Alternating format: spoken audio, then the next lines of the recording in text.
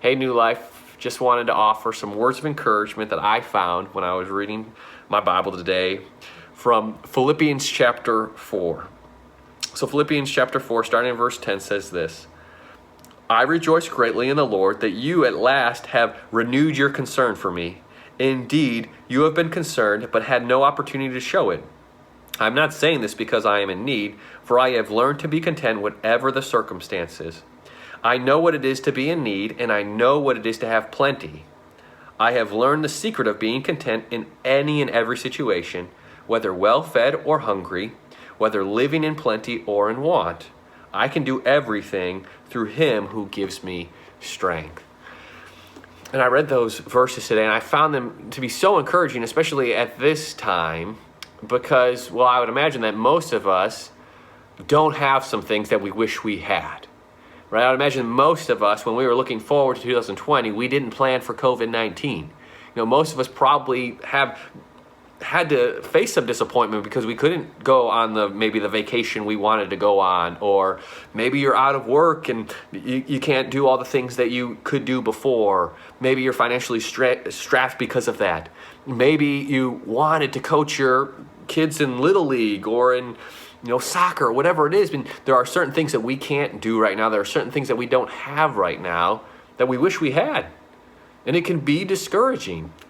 Maybe it's not even just related to COVID-19. Maybe you had this kind of plan A for your life, and you were going to go to this college. You had the college in mind you're going to go to, and you're going to study this degree, and you're going to get this job. You're going to get married to this person and have these many kids, and then buy this house and make this much money and retire at this age. And life just hasn't unfolded as you hoped it would, as you planned it would. So how to respond when we don't have what we want? Well, Paul gives us the secret here when he says, I have learned the secret to being content in every situation, whether in need or living in plenty.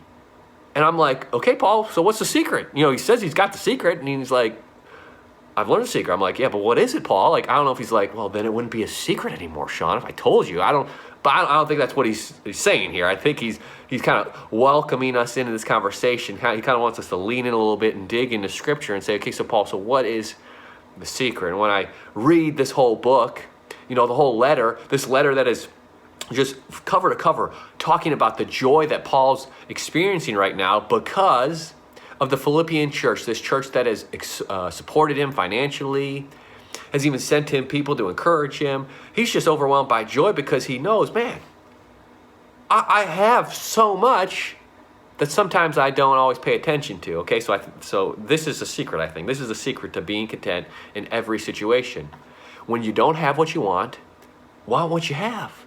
Don't focus on what you don't have. Focus on what you do have. For Paul, that was a relationship with other believers in Philippi who were praying for him and encouraging him. He was in their thoughts.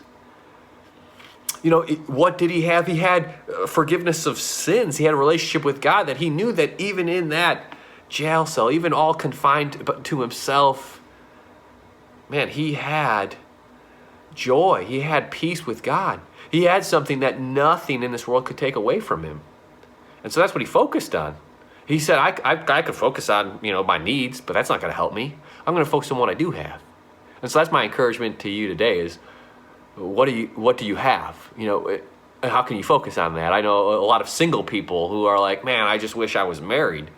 It's like, I get it. Sometimes it's like, as a single person, I'm like, okay, I guess there would be some advantages to be in a relationship with somebody and be married, stuff. I get it. But man, are you not paying attention to what you have as a single person? Like the freedom that you have, just the ability to kind of just do whatever you want, whenever you want it, because you're the only one that you have to answer to. It's like, wow.